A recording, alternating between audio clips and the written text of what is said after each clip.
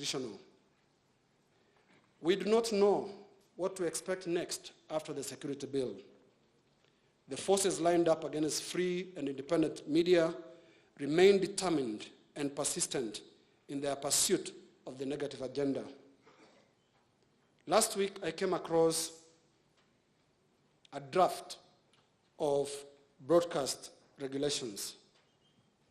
Your Excellency, I can give you advance information that we will be raising strongly issues about the broadcast regulations, which are being drafted by the Communications Authority and the Ministry of Information. Just to summarize what those regulations include, it is an absolute takeover of the newsroom functions from editors. They tell you how to treat a story. It's not very different from the security bill that had ridiculously suggested that some stories had to be checked by the police. I remember I joked at the time that will we then have in the police force editorial commanders? Or what is the process exactly of actualizing that? I think this is being taken too far. It is being taken too far because the players in the sector are not even being involved. There are more ridiculous things coming up shortly. There's something called the programming code that also purports to tell media houses at what time exactly you take a commercial break. Do news and then take a commercial break. Your Excellency, there needs to be sobriety at both the Ministry of Information and the Communications Authority. I think the two institutions outdid themselves during the digital migration. I had no plan whatsoever to talk about digital migration today, only to realize that it dominates the program later today. But because I've never had the opportunity to speak about it before you, Your Excellency, briefly, digital migration was handled in the most irresponsible manner possible. Irresponsible in the sense that the king on free-to-air television is the viewer. It's the villager. That person in your village who turns the aerial in a certain direction to receive a free-to-air signal. That person disappeared during the handling of the digital migration exercise. And today, we have fewer people watching television than we did before the forceful shutdown of the analog signal. Responsible governments elsewhere, including South Africa, Sweden, and Denmark, took time to migrate people. And we also say, as investors in the media industry, that government owes us an enabling environment on the business front. When digital migration is used to fight businesses, then it becomes a big problem. We have never agreed with the minister, and we've not agreed with the CAK on how the digital migration process was handled. And the gray areas remain there. The issue of copyright. Right now, our signal is available for anybody. It's being distributed for free. Those programs that we pay thousands of shillings for are being aired for free by pay TV providers. This is because of the irresponsible handling of the digital migration process. We are going to revisit that issue. We are not going to give up on the issue of copyright. Your Excellency, the recent developments are only a reminder that the tough, long journey that our media industry has walked over the decades is far from over. I take this opportunity to pay tribute to many journalists that preceded us. Now, I'm happy to see our Mzee Joe Kathy, who is one of our predecessors. Without their toil and sacrifice, the media space would not be anything close to what it is today in Kenya. We owe it to them to protect every inch of our gains, knowing as we always must that the real benefits of a free and independent media is not ourselves, but the good of our country. Reference to the bravery of our predecessors should now pave way to a thorough assessment of our present so that we can try to project the future as the Kenyan media. Internally as a sector, we face many serious challenges today. Many times, questions have been raised about the quality and authenticity of our journalism. Objectivity of our reporters and media outlets has occasionally been questioned. Entire media houses have been associated with political parties, political leaders, or certain political persuasions, and even worse, ethnic affiliation. Our newsrooms and news gathering processes have at times been categorized as cartel-like dens of corruption, where coverage comes at a price. Our newsrooms are also believed to be teeming with political activists and consultants, posing as journalists, and ostensibly twisting that story in favor or against, depending on the interests to be served. Such journalists, and I say that in quotes, are referred to as mtu wangu, my person, by politicians, or mtu yetu, our person, by larger groupings such as political parties. Let us face it. These things, perceived or real, give the media a very bad name. The media, and especially journalists, cannot be part of Kenya's sickening mtu yetu culture. For those who can't resist the urge of partisanship, step out of the industry and join the camp of your preference. That would be a great contribution to the protection of the integrity of our media. I also urge politicians from both the government and the opposition to take the bold step of withdrawing their men from our newsrooms and taking them into their direct employ. This too will be your contribution to the integrity of the media in Kenya. Let us boldly, as media, look inward and clean house. Integrity, like charity, begins at home. On this note, I commend the swift action taken recently by the Royal Media Services over a case of inappropriate conduct by a section of its journalists over the coverage of the Kajiado by-elections. I also welcome the Nation Media Group's campaign against what has famously become known as brown envelope journalism. This is the direction we must take as an industry. We must now separate the wheat from the chaff in our newsrooms so that our journalism is left only to the genuine journalists at heart. As part of this concerted cleanup, we must focus on accreditation processes. The industry, Your Excellency, is currently grappling with a large number of quacks and impersonators masquerading as journalists. They attend events and pretend to cover them in the name of the media houses and sometimes in the name of well-known journalists. This lot must be smoked out, exposed, shamed, and even prosecuted for their criminal activities. Newsmakers, including yourself, Your Excellency, would be of great assistance to us in this regard by ensuring that they always are sure of the identity of the so-called journalists they are dealing with. I will also urge the Media Council of Kenya to tighten the process of issuing press cards by introducing a strong element of background checks before issuing such cards. I think a year ago, I expressed my concern about the issuing of cards, press cards in Mombasa, because it looked exactly like a recruitment exercise.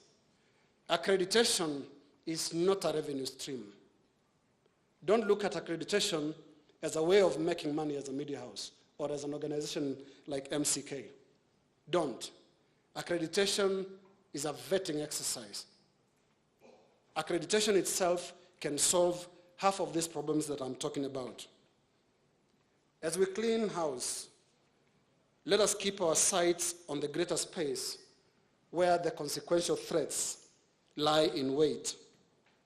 The wellness of independent and free media depends entirely on the ability of the industry to regulate itself. We must aggressively pursue this path of self-regulation, backed by respective editorial policies and guidelines of our respective media houses. The absence of a strong self-regulating mechanism will in itself constitute a major pitfall for our industry. At this point, I challenge the Media Council of Kenya to robustly claim its place as part of the industry's self-regulating mechanism. The independence and the stability of MCK is key to these functions. The murmurs we hear about blue number plates and related backing, including funding from government, should cease. And I wish to digress a bit, Your Excellency, and just say independence can still be achieved even with government funding. We have an independent judiciary. They draw salaries from government.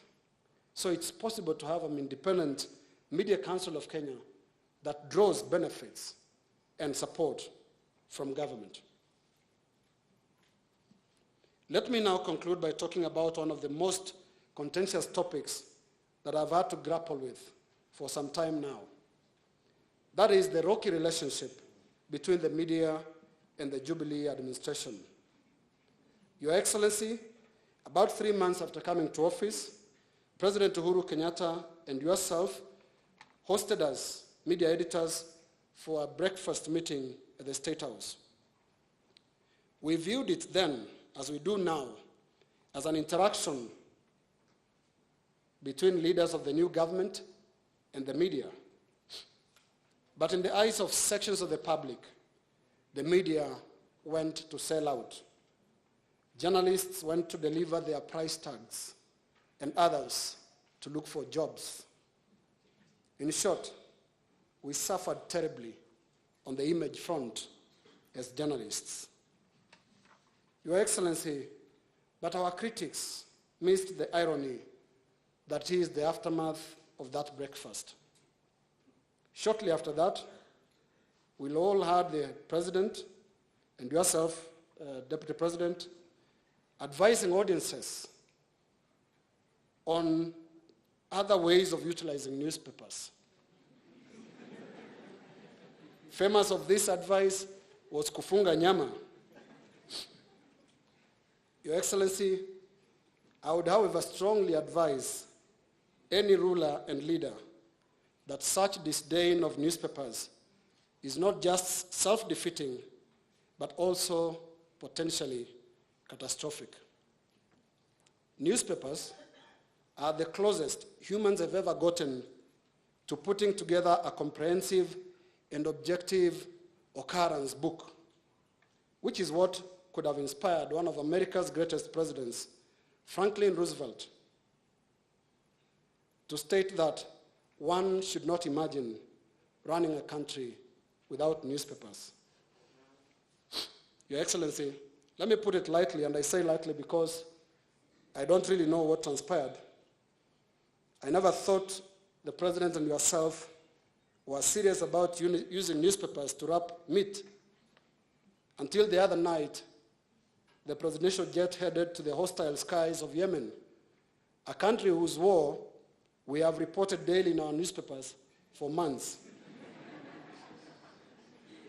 Finally, Your Excellency,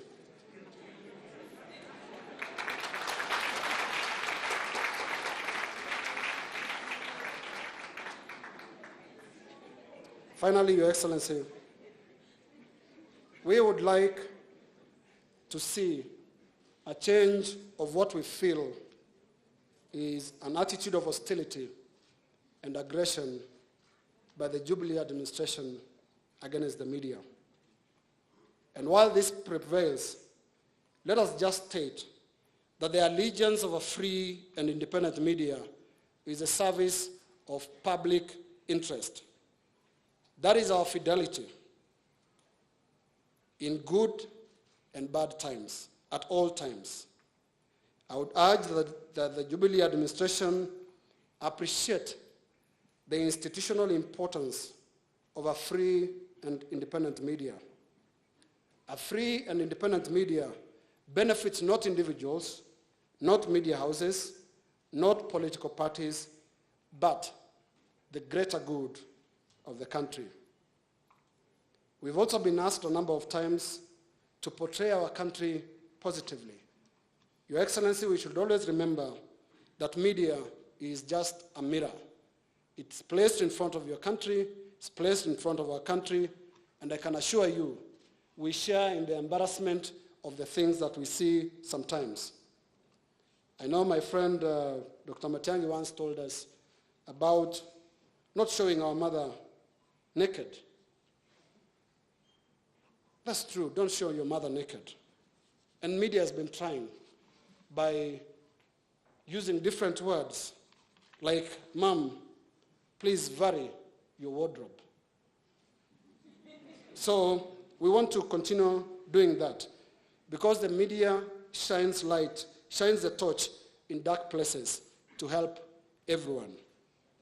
Without the media, for example, most of the corruption cases that we have seen would not be known. Anglo-leasing would not be known. Goldenberg before it would not be known, and many others would not be known. And it's because of a free and independent media that we are able to do that. Even though it has come at a very high cost, Your Excellency, I think we are losing, and I'm speaking figuratively, we are losing a lot of food because of some of these exposes. The first one to go was a Kenyan favorite drink, tea. When you say nipe chai, you're not very comfortable because chai now means a bribe. The second one to go is chicken.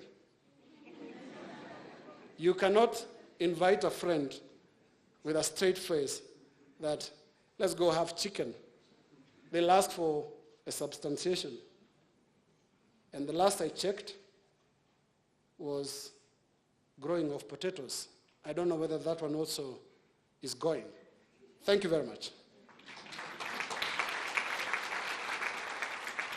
The Cabinet Secretary of the Ministry of ICT and also the PS of the Ministry of ICT, the Kenya Editors Guild Chairman, the Chairman of the Media Council of Kenya, the CEO of the Media Council of Kenya, and the media fraternity.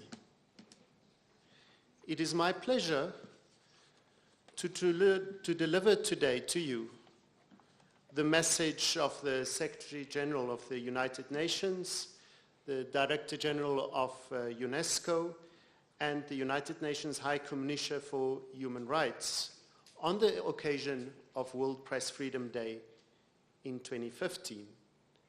As stated before, the message of this day is "Let journalism thrive." And this is the theme of World Press Freedom Day in 2015. In 2015, states are accelerating to reach the Millennium Development Goals and shaping a new global sustainable development agenda. Freedom of expression and press freedom are essential to success at every level. For peace to be lasting and development to be sustainable, human rights must be respected. Everyone must be free to seek, receive, and impart knowledge and information in all media, online and offline. Quality journalism enables citizens to make informed decisions about the society's development. It is also works to expose injustice, corruption, and the abuse of power. For this, journalism must be able to thrive in an enabling environment in which they can work independently and without undue interference and conditions of safety. The world has recently witnessed horrendous attacks against journalists. At least one journalist is killed each week in conflict and non-conflict zones. We must redouble efforts to enhance the safety of journalists and put an end to impunity. And this is the goal of the UN Plan of Action on Safety of Journalists and the issue of impunity, spearheaded by UNESCO and supported by other UN entities. We need every voice to speak out and to be heard, especially those of women. 20 years after the Beijing Declaration and Platform for Action, women remain underrepresented throughout the media, at decision-making level, but also in the coverage of issues. We cannot let this stand. Men and women must participate equally in making and sharing the news. Freedom of expression and press freedom are not luxury attributes that can wait until sustainable development has been achieved. It is an enabler for the environment for all human rights and therefore vital to good governance and the rule of law. End of message. The free flow of ideas by word and image. 70 years ago, the founders of UNESCO crafted these elegant words into UNESCO's constitution. They put great store on the need for information and communication within and between nations. World Press Freedom Day 2015 falls in the 70th anniversary of UNESCO. It is therefore an opportunity for the organization and all its partners to reaffirm its vision of free expression as an essential part for peace and its relevance to journalism in current times. The year is also one in which the UN will adapt the Sustainable Development Agenda, raising the question of media's relation to the objectives of the post-2015 Sustainable Development Goals and its potential contribution to Goal 16 to promote peaceful and inclusive societies for sustainable development, provide access to justice for all, and build effective, accountable, and inclusive institutions at all levels. Significantly, 2015 also marks the 20th anniversary of the Beijing Declaration and Platform for Action, which concerns gender equality in society and the media. Relevant to this broad backdrop, World Press Freedom Day 2015 will examine three interrelated issues. The first refers to free and independent journalism and quality reporting in the context of the digital age. This is also the main theme of this year's celebrations here in Kenya. And the subject covers how media concentration impacts on media's role, self-regulation issues, the challenges of investigative journalism, hate speech, and media information literacy. Many of these issues have already been highlighted as challenges within the Kenyan context. The second interrelated issue of this year's World Press Freedom Day is the issue of women in media management and portrayal of women in the media. And the third is the safety of journalists, including in hotspots, and the protection of journalist sources for digital disclosure. We are saddened by the murder of John Kitui, and we hope that the perpetrators will be prosecuted.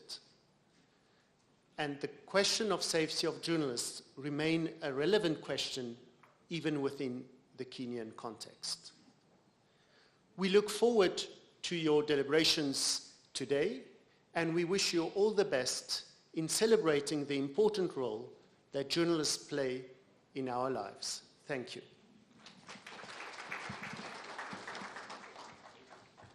The Deputy President of the Republic of Kenya, Honorable William Ruto, the Cabinet Secretary, Minister of ICT, Dr. Fred Matiang'i, the Chair and the CEO of the Media Council of Kenya, senior members of the media fraternity, the Fourth Estate, ladies and gentlemen, good morning. Mine is just to thank the Media Council of Kenya for inviting us to grace this occasion as government. With us today, we have the Deputy President of this Republic, and we are here to celebrate with you the struggle for media freedom.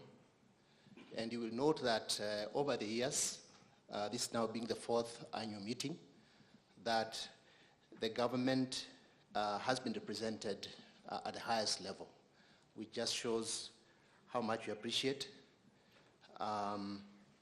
this whole idea of media freedom in government. My task this morning is just to introduce the Cabinet Secretary, Dr. Fred Matiang'i, to address you and to invite the Deputy President. Karibu.